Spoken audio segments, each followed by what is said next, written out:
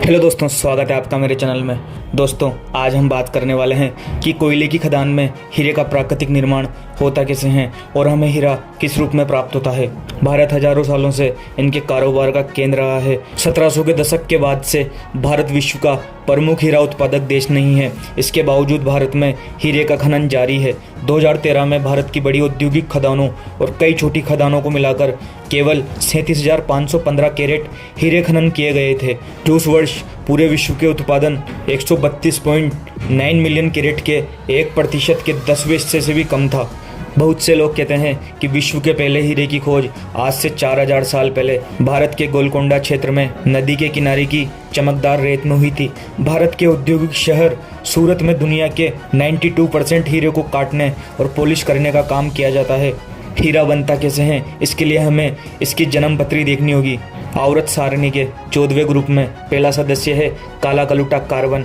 हीरा इसी कार्बन का अपर रूप है। यदि हम आंध्र प्रदेश के गोलकुंडा क्षेत्र से मिलने वाले हीरों की बात करें तो ये हमें किम्बरलाइट चट्टानों से प्राप्त होते हैं। विभिन्न भौगोलिक परिवर्तनों के कारण अनेकों पेड़ पौधों के जमीन के अंदर भूगर्भ में समा जाने पर कुछ विशिष्ट परिस्थितियों का निर्माण होता है।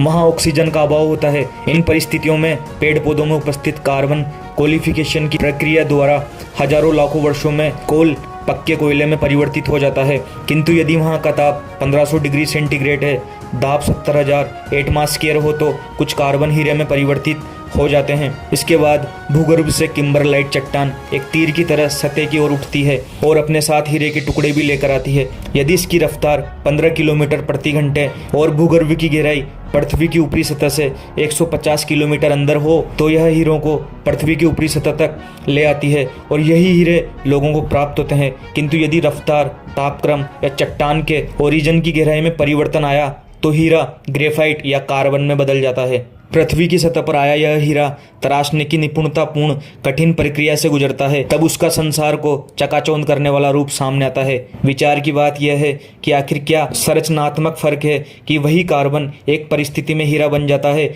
वहीं दूसरी परिस्थिति में कोयला ग्रेफाइट बन जाता है। यह जानने के लिए हमें हीरे और ग्रेफाइट की आंतरिक संरचना समझनी होगी।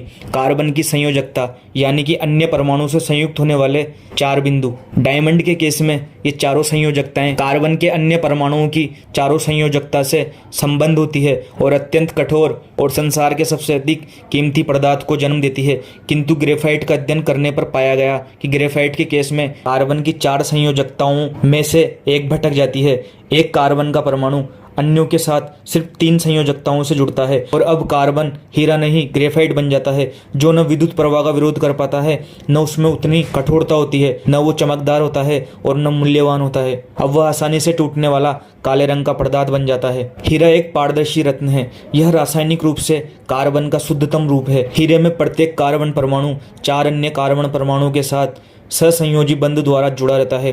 कार्बन परमाणुओं के बाहरी कक्ष में उपस्थित सभी चारों इलेक्ट्रॉन सहसंयोजी बंध में भाग ले लेते हैं तथा एक भी इलेक्ट्रॉन स्वतंत्र नहीं होता है। इसलिए हीरा उष्मा तथा विद्युत का कुचालक होता है। हीरे में सभी कार्बन परमाणु बहुत ही शक्तिशाली सहसंयोजी बंध द्वारा जुड़े होते हैं, इसीलिए यह बहुत कठोर होता है। हीरा प्राकृतिक पदार्थों में से सबसे कठोर पदार्थ है। इसकी कठोरता के कारण इसका प्रयोग कई उद्योगों तथा आभूषणों में किया जाता है। हीरे केवल सफ़ेद ही नहीं होते, अशुद्धियों के कारण इसका शेड नीला, लाल, संतरी, पीला, हरा व काला होता है। हरा हीरा सबसे दुर्लभ है। हीरे को यदि ओवन में 763 डिग्री सेल्सियस पर गर्म किया जाए तो यह जलकर कार्बन डाइऑक्साइड बना लेता है, जिसके बाद इसकी राख भी नहीं बचती है। इससे यह प्रमाणित होता है कि हीरा कार्बन का शुद्ध रूप है। हीरा रासायनिक तौर पर बहुत ही निष्क्रिय होता है एवं सभी घोलकों में अघुलनशील होता है। आइए अब जानते हैं कि हीरा नकली है या असली। इसे कैसे पहचानते हैं? यदि एक पेपर के पार हीरे का प्रतिबिंब देखा जाए और लकीरें तिरछी बने तो समझिए कि हीरा नकली है। और यदि हीरे से परावैंगनी किरणें गुजरने के बाद यदि उसका रंग नीला रहे तो समझिए कि वह शुद्ध हीरा है। और यदि हीरे को पानी में डुबोने पर यदि वह तैरता है तो समझिए कि वो नकली है। तो दोस्तों, आशा करता हूँ कि आपको जानकारी मिल गई होगी कि हीरा बनता कैसे है, कि हीरे का प्राकृतिक निर्माण होता कैसे है। दोस्तों, अगर आपको वीडियो अच्छी लगी हो तो वीडियो को लाइक करना, शेयर करना और कमेंट करके बताना कि आपको अगली वीडियो किस टॉपिक पर चाहिए।